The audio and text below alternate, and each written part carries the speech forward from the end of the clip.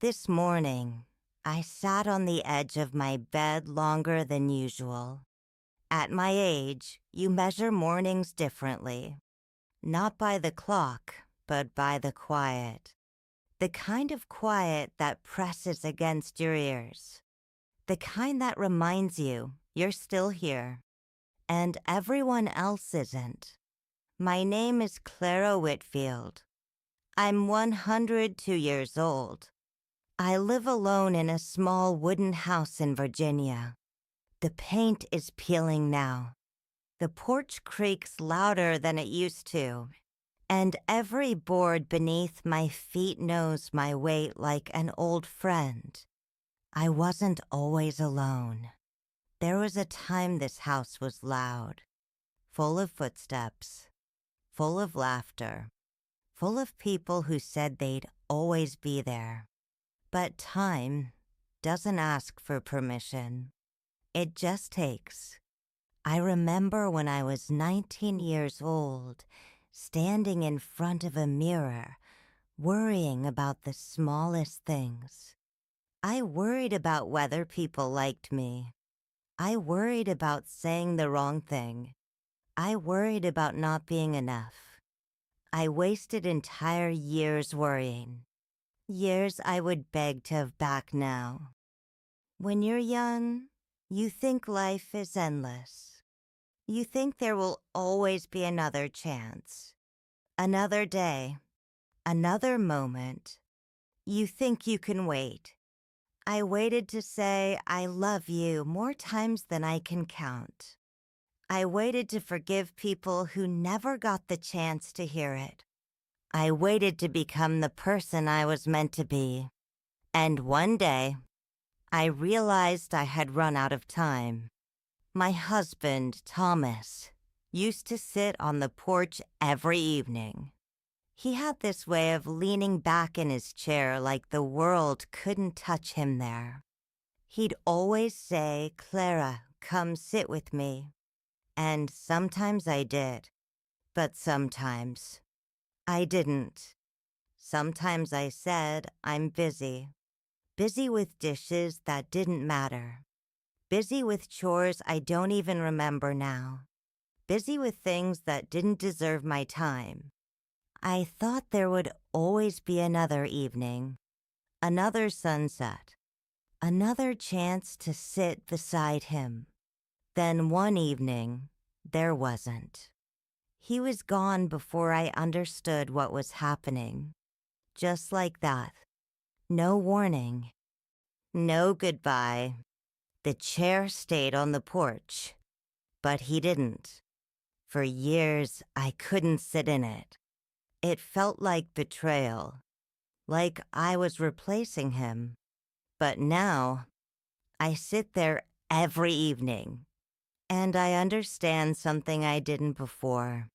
The chair was never the important thing. The moments were. And I let too many of them slip through my fingers. When you live as long as I have, you see something most people never see. You see the end of everything you thought would last forever.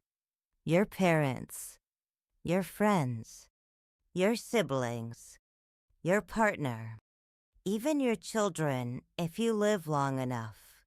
You attend more funerals than birthdays. You stop buying new clothes because you don't see the point. You stop making long-term plans because long-term doesn't belong to you anymore. And people stop asking you about your future. They only ask about your past. But here is the truth nobody tells you.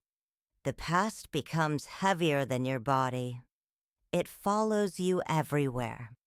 It sits beside you in empty rooms. It whispers to you at night, not to hurt you, but to remind you. Remind you of every moment you didn't appreciate when you had it.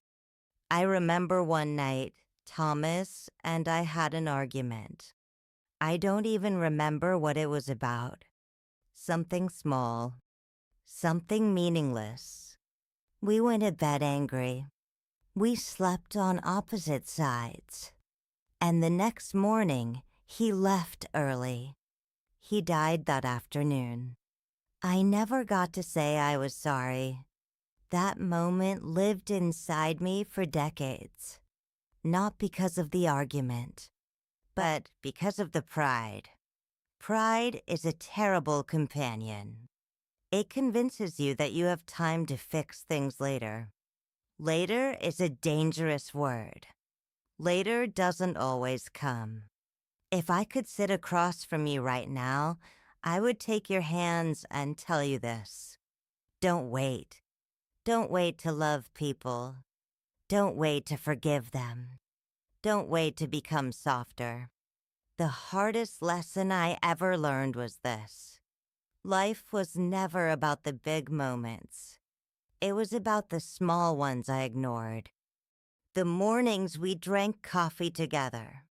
The evenings we said nothing but sat side by side. The ordinary days I thought would never end. Those were the most important days of my life. But I didn't know it at the time. Because nobody tells you when you're living the best days of your life. There's no sign, no warning, no announcement. They just happen, and then they're gone. I used to think strength meant enduring everything alone, not crying, not showing weakness. But I was wrong. Strength was never about being unbreakable. Strength was about allowing yourself to feel everything, even the pain, especially the pain. Pain means something mattered. Pain means you loved. Pain means you lived. Now, when I wake up in the morning, I don't rush. I sit. I breathe. I listen to the silence. Not because I like it, but because I understand it. Silence is proof of how full my life once was. And I am grateful for that. Even the loss. Especially the loss. Because it reminds me I had something worth losing. There is one thing that hurts more than losing someone. It's realizing how much of your life you spent distracted while they were still here. We think love is something we say, but love is something we give. With our time, with our attention, with our presence. And once you give your time to the wrong things, you can never get it back. Time is the only thing life never replaces. At 102 years old, I no longer fear death. I've already met it so many times through the people I loved. Death stopped being a stranger a long time ago. What I fear is forgetting. Forgetting their voices. Forgetting their laughter. Forgetting the way they made me feel alive. Memory becomes your final home. And sometimes it's a lonely place. But sometimes it's beautiful. I still talk to Thomas. Not out loud, but in my heart. I tell him about my day. I tell him I miss him. I tell him I'm sorry. And in those moments, I don't feel alone. I feel human. If you are listening to me now, I want you to understand something. You still have time. Time to fix things. Time to love better. Time to stop wasting your life on things that won't matter when you're sitting where I am. One day, you will sit in a quiet room, and you will think about your life. Not your money, not your achievements, not your mistakes. You will think about people, the ones you loved, the ones you lost, the ones you wish you held a little longer. And in that moment, you will realize the truth. Life was never about how long you lived. It was about how deeply you loved. I am 102 years old. And if I could live my life again, I would sit on that porch every evening. I would hold his hand longer. I would say, I love you louder. I would choose people over everything else. Because in the end, people are everything. And when they're gone, you finally understand